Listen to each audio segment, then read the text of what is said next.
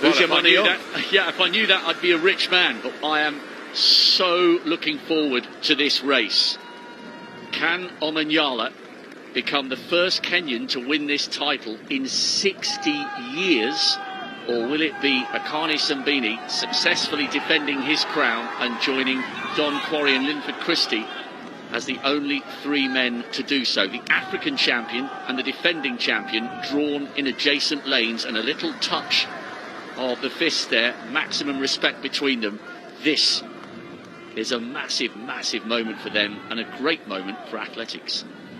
Linford Christie winning consecutive titles for England back in 1990 and 94. Then it was Atto Bolden of Trinidad and Tobago in 98. Kim Collins, remember him, for St Kitts and Nevis in 2002 was the champion. Asafa Powell took the first of 3 Jamaican golds in 2006 in Melbourne. Then Lerone Clark of Jamaica took gold in Delhi 2010, followed by Kimart Bailey-Cole in 2014 in Glasgow. And Simbine, yes, he is the defending champion. The stadium announcers asking the crowd for hush as these men focus on your marks. Absolutely, completely. Hearing the starters' orders, don't want any noises. Clicking of cameras sometimes is a problem, but they are called to their blocks. Azamati of Ghana on the far side in 1. Abekun of Sri Lanka in 2 in the blue near the top. OMANYARA of Kenya in those fabulous Kenyan colours. He goes in 3. Simbine, the defending champion, goes in lane 4 for South Africa. In 5, Emmanuel Eseme of Cameroon. In 6, Mitchell Blake of England. In 7, Wales' Azu.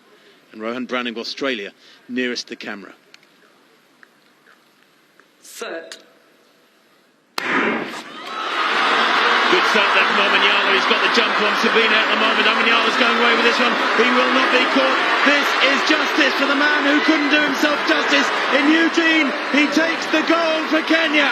10.02 into a slight headwind, minus 0.9. But daylight between Ferdinand OMANYARA of Kenya and the rest. Maybe about a meter's difference in it. The winning time, well, it doesn't matter a hoot. Who cares that it wasn't under 10 seconds? It was brilliant running at the start. He got out of the block so well, put the others under pressure, and OMANYARA has gold. And we talk about the Kenyans being the long-distance specialists. They dominate at cross-country. They're great at steeplechase, 5,000, 10,000. This guy is from the other end of the distance spectrum. Akani Simbine takes the silver, 10.02 from OMANYARA. The South African 10.13. I think a tinge of disappointment of those features. He was well beaten, but he does take the silver. And Yupan Abekun of Sri Lanka, a bronze medal, 1/100th behind Simbine. And Azamati of Ghana, the unlucky 4th place. Again, just 2 100ths down on bronze. Well, from a neutral's point of view, you've got to be so pleased for OMANYARA.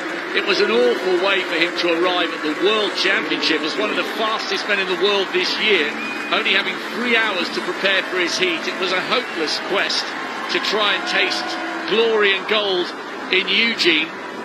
And he was under huge pressure tonight, drawn right next to Akani Simbine, the defending champion, who's finished with another Commonwealth medal, silver this time. And I think he is disappointed. He felt like he let an opportunity slip there. You can tell that he's a little bit reflective rather than relieved with that silver. Amazing bronze for Yupan Abekun. The history just keeps on coming for the Sri Lankan. Their first athlete under 10 seconds and their first on the Commonwealth podium with a bronze. But what about that? No Kenyan has won this title since Serafino Antal won in 1962 when it was over 100 yards. History again tonight in Birmingham. The Kenyan will be the toast of a nation thousands of miles away. Well, OMANYARA was the favourite. You look at his credentials on paper, the 4th fastest in Commonwealth history, 9th fastest man ever from anywhere around the planet. 9.77 he ran in the middle of September last year.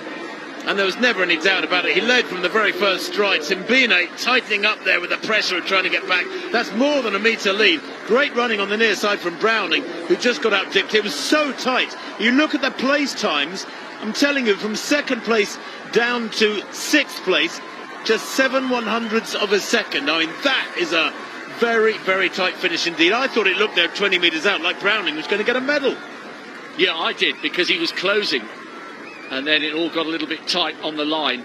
I said this during the semi-finals. He looks like he's built like a boxer rather than a sprinter. His upper body is absolutely massive. And just like Julius Yego, who became a world champion for Kenya in the javelin, Omanyala is showing that the Kenyans don't just win medals when it comes to the steeplechase, the 1500, the 8, the 5 and the 10.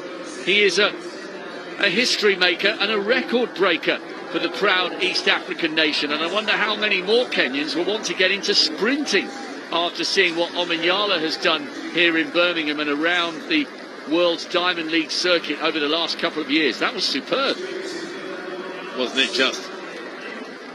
And frankly, it wasn't close. Come the finish, 10.02 to 10.13. That's a metre and more. The speed they're moving at. They all hit top speed at around between 60 and 80 metres, and then it's a case of holding form, trying not to decelerate too much.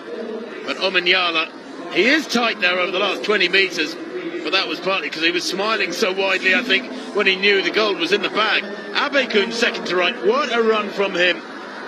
Absolutely superb. That is one of the biggest upsets of the week in these athletics championships so far, and probably will be come the end of the week, because Abekun, well, I thought he'd done well to make the final. To actually get amongst the medals is, as you said quite rightly, Rob, quite historic. There it is, Omanyala, 10.02 to Simbine's 10.13. Gold for Kenya ahead of South Africa. And the Sri Lankan Yupun Abekun, a brilliant bronze day. The Ghanaian Benjamin Azamati, just 2/100ths shy of the medals. And Jeremiah Azu of Wales, well, that's a superb fifth place for him, 10.19.